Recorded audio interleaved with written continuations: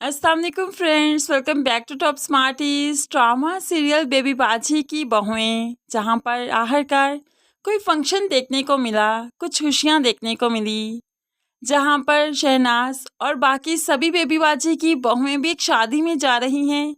शहनाज समन को भी साथ ले लेती है।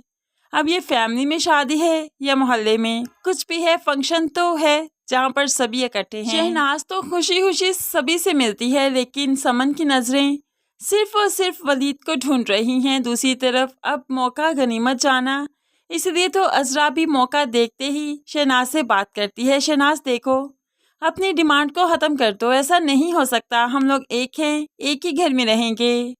तुम्हें नहीं चाहिए कि समन के लिए ऐसी डिमांड रखो, जबकि तुम जानती हो कि समन सिर्फ वलीद के साथ ही खुश रह सकती है। लेकिन शहनाज तो मुंह फुलाए बैठी रही, कोई भी हाथिर हाँ जवाब देती ही नहीं अजरा को, जिसकी वजह से अजरा काफ़ी परेशान हो जाती है।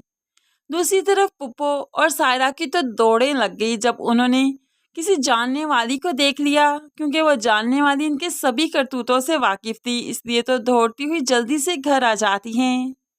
यहाँ पर जैसे ही फंक्शन ख़त्म हुआ, अजरा भी घर आई तो शहनाज के रवैये की वजह से काफ़ी परेशान है, क्योंकि शहनाज ने इस रिश्ते के लिए हामी भरी ही नहीं। अजरा को लगता है ये रिश्ता उसकी वजह से ख़त्म हुआ, इसलिए काफ़ी परेशान है। तो बेबी बाजी उसके पास आते हुए कहने लगी, अजरा तुम अच्छी हो गई, इसका ये मतलब नहीं सभी अच्छे हो गए। अभी भी कुछ बुरे लोग इस घर में मौजूद हैं जो नहीं चाहते ये रिश्ता हो जाए। ये रिश्ता तुम्हारी वजह से नहीं, उनकी वजह से टूटा, इसलिए उन लोगों को यहाँ से निकाल बाहर करो। अजरा चाहकर भी पुप्पो को यहाँ से निकाल नहीं पा रही। दूसरी तरफ समन की माँ ने उसे ये बैड न्यूज़ दे दी कि उसका बाप उसका रिश्ता कहीं और तय कर चुका है। समन तो फूट फूट कर रोने लगी, अम्मी खुदा के वास्ते ऐसा मत होने दे, मैंने तो आज तक वलीद के अलावा कभी किसी के बारे में सोचा ही नहीं, तो आप ऐसा कैसे कर सकती हैं, अब्बू को समझाइए ना। लेकिन माँ तो अब चाहकर भी कुछ नहीं कर सकती, क्योंकि ये उसकी डिमांड थी और उसकी डिमांड की वजह से ही रिश्ता ख़त्म हुआ।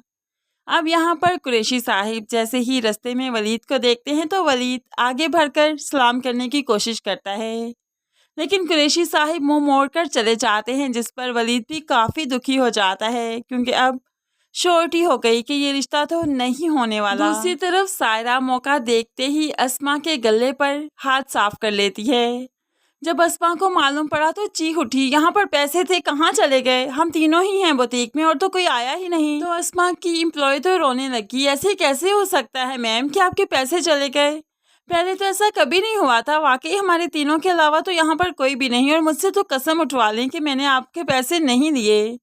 तो दूसरी तरफ सायरा कहने लगी, और अस्मा मैं तो तुम्हारी अपनी घर की हूँ, मुझे भला पैसों की क्या ज़रूरत, मैंने क्यों लेने थे तुम्हारे पैसे। ऐसे में अस्मा तो किसी को कुछ भी ना कह सकी, लेकिन काफ़ी परेशान है। ऐसे ही घर आई तो सायरा उसे बिठाकर समझाती है, देखो तुम्हारी उस एम्प्लॉय ने पैसे दिए हैं, तुम उसको निकाल बाहर करो, वो चोर है, ऐसे तो तुम्हारा सब कुछ हड़प कर जाएगी।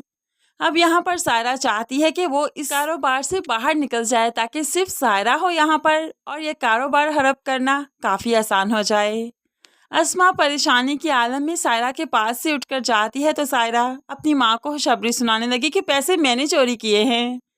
तो माँ तो खुश हो जाती है, कितने थे, लेकिन सायरा बता देती है बहुत मामूली सी रकम थी, ज़रूरी नहीं कि रकम ज़्यादा होगी, शुरू शुरू में इतना ही होता है, लेकिन आप देखिएगा इस मामूली रकम से मैं उस एम्प्लॉय की जड़ें कैसे काटती हूँ, उसे बुटीक से कैसे बाहर निकालती हूँ। अब सायरा का प्लान तो यही है कि जैसे तैसे करके सबसे पहले वो अस्मा की बहुत ईमानदार एम्प्लॉय को यहाँ से निकाल बाहर करेगी, ताकि वो खुद सारी बुटीक पर राज करे और आहिस्ता ही आहिस्ता अस्मा से सब कुछ खुद हथिया ले।